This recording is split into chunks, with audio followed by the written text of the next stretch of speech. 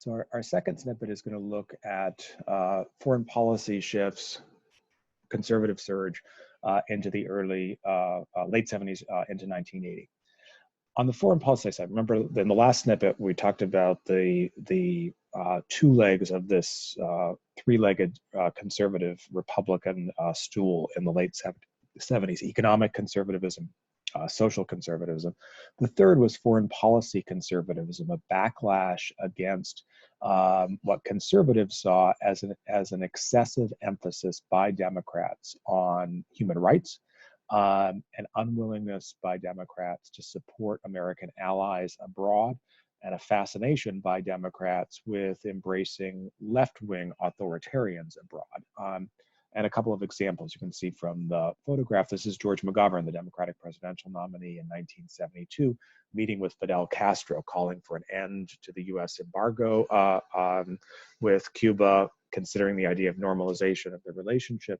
That wouldn't happen until late in the Obama presidency. Castro is an incredibly unpopular figure in US politics, as Bernie Sanders discovered in the current election, but even more so in the 1970s. So again, there's this sense that, well, McGovern would meet with Castro, but he would never meet with a right-wing authoritarian, even if the right-wing figure was allied with the US. And then there are several initiatives by liberal Democrats to cut off US aid to anti-communist regimes that have just terrible human rights records in Brazil, in Chile, in Argentina. And the man on the right here, Ed Koch, later mayor of New York, with Uruguay. Koch is a pretty conservative mayor when he's in office in the 1980s.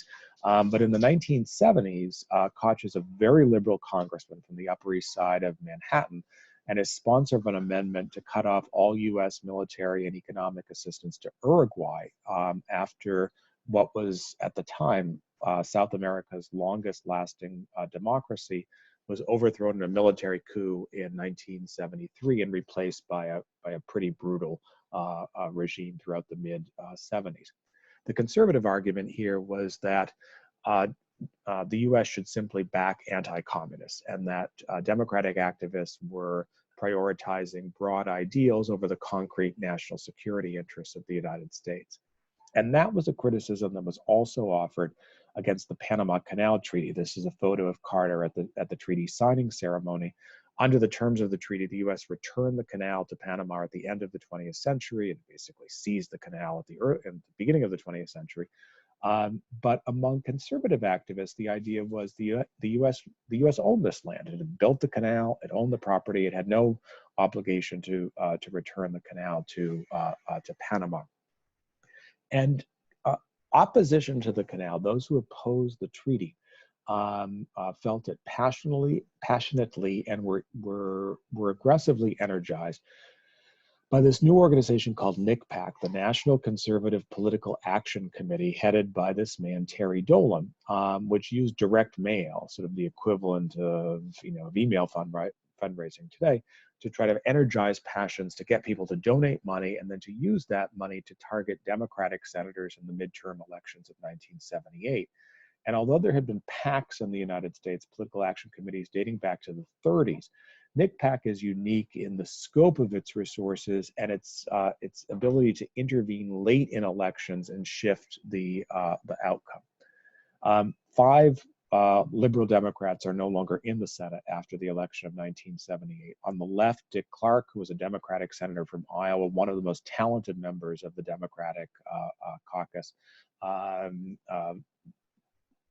ahead in all of the polls, defeated late thanks to ads from NCPAC, and unseated by the former lieutenant governor of the state, who had been dumped from the ticket by the Republican governor, was really seen as an intellectual lightweight. In New Hampshire, this man Tom McIntyre was unseated again, like Clark had led in all of the polls. McIntyre was on the Armed Services Committee, which is an important position for New Hampshire. They have a major shipyard in New Hampshire. He was defeated by an airline pilot named Gordon Humphrey, who had never run for public office before and who benefited from the NCPAC ads. These two very liberal Democrats, Gordon Allott and William Hathaway, were beaten more convincingly by 3-2 margins. Again, this backlash against liberal thoughts Allott loses in Colorado to a very conservative Republican named Bill Armstrong. Hathaway loses in Maine to a moderate Republican named William Cohen. And finally, Jim Aberusk, the South Dakota Democrat, chooses not to run for re-election. He almost certainly would have lost had he run, and his seat goes Republican 2-1.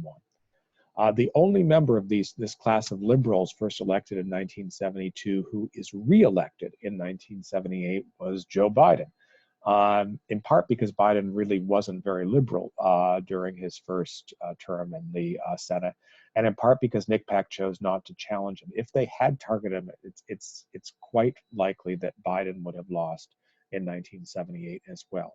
But there is this surge. All of these liberals are not back in 1978. Carter's popularity is plunging, and there's a sense that Carter simply isn't up to the task of running for re-election. And in 1979, Ted Kennedy decides that he's going to jump in and make a challenge. Remember, Kennedy was urged to do so in 1968 to replace his assassinated brother. He chose not to. In 1972, some Democrats thought he might run, but this is shortly after the Chappaquiddick affair, where a woman with whom he was having a sexual relationship with outside of marriage, he's at a party, they've both been drinking, he drives over a bridge, he drives the car off the bridge, the car submerges, he gets out, the woman does not. And he doesn't notify anyone for several hours. And when the woman, who was a Kennedy staffer named Mary Jo Kopechne, is discovered, she's dead. For most people, this might have been a criminal manslaughter charge. Kennedy largely skates off, but it hurts his standing. He doesn't run in 72. In 76, he thinks of challenging Carter, but never quite gets into the race. But in 1980, he's well ahead in the polls, running 2-1 ahead of Carter. It looks like he's going to get the nomination. And then two things intervene. The first is this interview with Roger Mudd, longtime American newsman, worked for CBS, for NBC, for PBS. And Mudd asked Kennedy a softball question: why do you want to be president? And as you listen to this clip, put yourself in the position of an undecided voter, and ask yourself if you would vote for Kennedy after hearing this rationale as to why he wants to run. Why do you want to be president? Well, were I to make the announcement and to run, the reasons that I would run is because I have a great belief in this country that there's more natural resources than any nation of the world.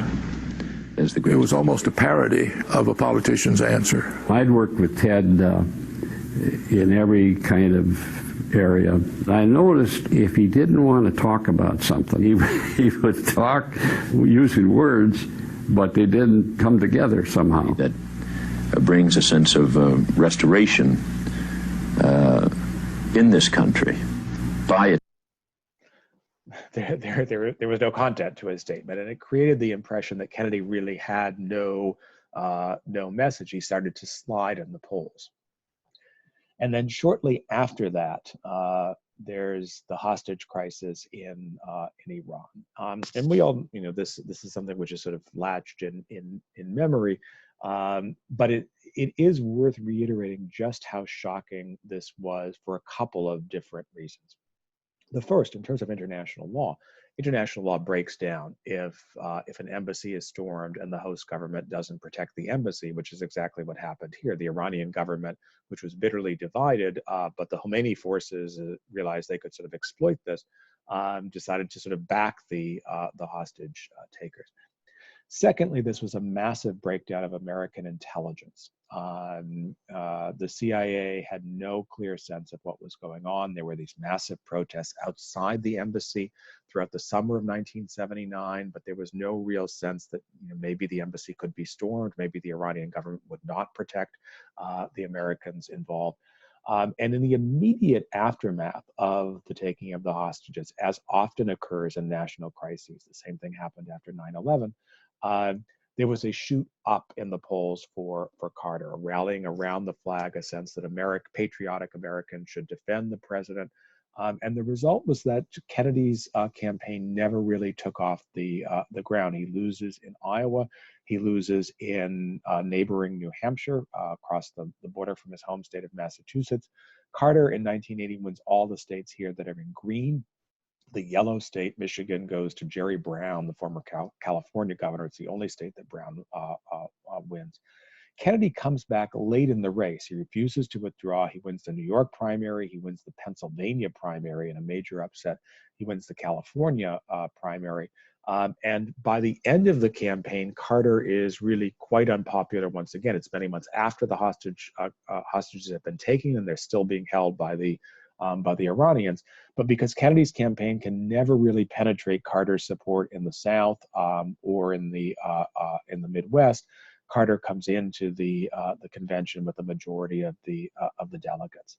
So the pattern here is that foreign policy issues, in combination with this economic unrest, leads to a significant weakening of the Democratic sort of base support by the late 70s, early 1980s, and makes it very likely that whoever the Republicans are going to nominate is going to win the election. And our next snippet is going to look at Republican politics and then the election of 1980.